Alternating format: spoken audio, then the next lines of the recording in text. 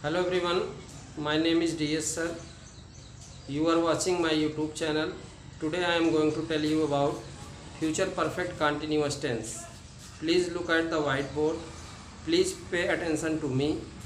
This is the last part of the tense. Please look at the whiteboard. Future perfect continuous tense, पहचान इसकी होती है रहा होगा, रही होगी, रहे होंगे समय से। इस टेंस में समय दिया होता है, समय जरूर होना चाहिए, समय के बाद से शब्द होता है और इसकी हेल्पिंग वर्ब रहेगी विल हैव बीन। विल सबसे पहले, सबके साथ विल हैव बीन आपको लगाना है और मेन वर्ब रहेगी वर्ब की पहली अवस्था में आईएनजी अर्थात वर्ब का चौथा फॉर्म। ठीक, इसमें जो है एक टाइम लाइन लेते हैं, उसमें लिखते हैं पास्ट प्रेजेंट फ्यूचर। इसमें कोई भी काम जैसे पास्ट में स्टार्ट होके फ्यूचर में समाप्त हो रहा है, या फिर प्रेजेंट है हमारा, उससे स्टार्ट होके प्रेजेंट में था मेरे पास कोई काम मगर उसका ड्यूरेशन हमने फ्यूचर में दिखाया, फ्यूचर में स्टार्ट होके फ्यूचर में ख़त्म हुआ। तो इस तरीके से ये टाइम लाइन के अनुसार समझ में आएगा। पॉजिटिव सेंटेंस, सकारात्मक वाक्य, इसका मेकिंग रूल है सबसे पहले सब्जेक्ट रहेगा, सभी क्रियाओं के साथ आपको क्या लगाना है, विल हैव बीन सबके साथ लगाना है, वर्ब की फोर्थ फॉर्म आईएनजी वाला लगाना है, ऑब्जेक्ट लगाना है, अदर वर्ड लगाना है, सिंस फॉर के साथ समय लिखना है। इस साल के अंत तक तुम अंग्रेजी 3 वर्षों से सीख रहे होगे। By the end of this year, by का प्रयोग क्योंकि फ्यूचर में कोई भी समय अगर तक लगा के बताया जाए तो वहां पे बाय का फ्यूचर में तक की इंग्लिश बाय होती है। By the end of this year, इस साल के अंत तक। You will have been learning English for 3 years, तुम अंग्रेजी 3 वर्षों से सीख रहे होगे। इस माह के अंत तक मुझे सुल्तानपुर में रहते 4 वर्ष हो रहे होंगे। By the end of this month, यहाँ पे था इस साल के अंत में, bye the end of this year, और यहाँ पे है by the end of this month, इस माह के अंत तक। उसके बाद हमने सब्जेक्ट उठाया है, फिर उसके बाद विल हैव बीन सबके साथ लगाते हैं, वर्ब की चौथी फॉर्म लगाते हैं, फिर सुल्तानपुर प्लेस है उसको दिखाया हमने, फॉर 4 ईयर, क्योंकि अगर निश्चित समय है, निश्चित समय के लिए पहले से बताया जा चुका है, निश्चित समय के लिए सिंस और अनिश्चित समय के लिए फॉर। निश्चित समय के लिए फॉर का प्रयोग हम करते हैं परफेक्ट कंटिन्यूअस टेंस में। तो यहाँ पर उसी तरीके हमने कहा by the end of this month I will have been living in Sultanpur for 4 years. By plus future time expressing word, future time expressing word का मतलब है फ्यूचर टाइम में समय, जो भी समय हमें फ्यूचर टाइम के बारे में बोध कराए, तो उसके पहले हम बाय लगा देते हैं।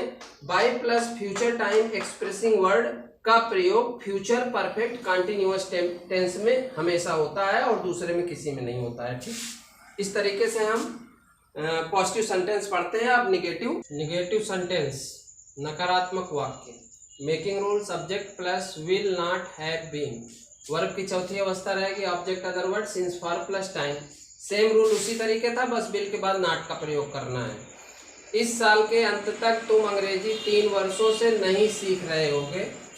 Bye the end of this year you will not, यहाँ पे विल के बाद तुरंत नॉट लग गया, have been learning English for 3 years. इस माह के अंत तक मुझे सुल्तानपुर में रहते 4 वर्ष नहीं हो रहे होंगे। By the end of this month I will not have been living in Sultanpur for 4 years. Same वही रूल रहेगा, निश्चित समय के लिए सिंस और अनिश्चित समय के लिए फॉर का प्रयोग होता है। इसके बाद अब इंट्रोगेटिव सेंटेंस, प्रश्नवाचक वाक्य। मेकिंग रूल फर्स्ट टाइप में सबसे पहले विल रहेगा, फिर सब्जेक्ट, अगर नॉट है तो नॉट, नहीं तो केवल हैव बीन, वर्ब की चौथी form, object other word, since या फॉर के साथ समय। मेकिंग रूल सेकंड टाइप में इंट्रोगेटिव वर्ड या WH फैमिली सबसे पहले रहती है, फिर इसके बाद विल लिखेंगे, फिर सब्जेक्ट लिखेंगे, अगर नॉट है तो नॉट, नहीं तो हैव बीन केवल प्रयोग करेंगे। वर्ब की चौथी अवस्था plus object plus other word, since for के साथ समय लिखेंगे। जैसे मेरा पहला वाक्य है, क्या वह सुबह से नाच रहा होगा। ये फ्यूचर टाइम शो कर रहा है, क्या वह सुबह से नाच रहा होगा। शुरू में क्या है, तो क्या की इंग्लिश हमें नहीं लिखना चाहिए, क्या की इंग्लिश मैंने कट कर दी। इसके बाद क्या की जगह हम क्या लिखेंगे, विल से स्टार्ट करेंगे, विल ही हैव बीन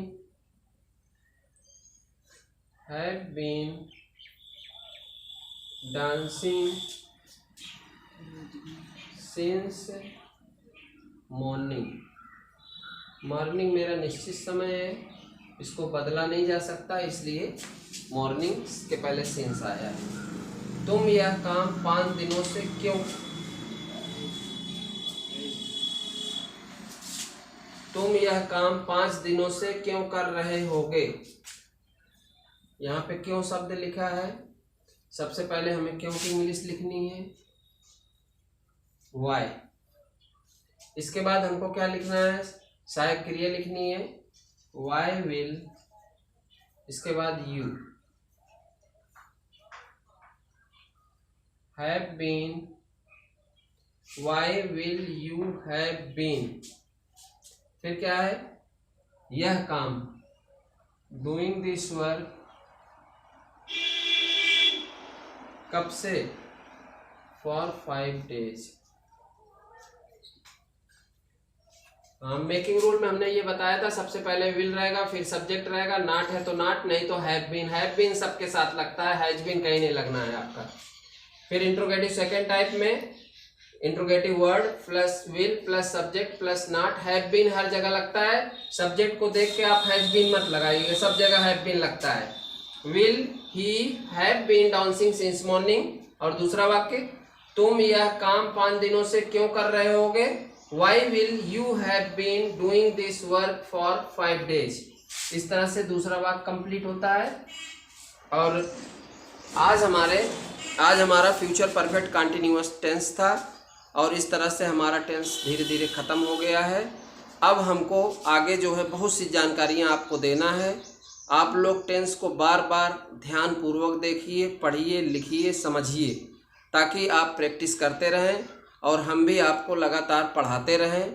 हमारा उद्देश्य यही है कि आप पढ़ लिख कर अच्छे इंसान बनिए, क्योंकि आप लोग you are the future of India. आप लोग हमारे देश के, भारत के भविष्य हैं। पढ़ लिख कर आगे बढ़िए, वीडियो को लाइक करिए, सब्सक्राइब करिए और हमेशा जो है पढ़ते रहिए।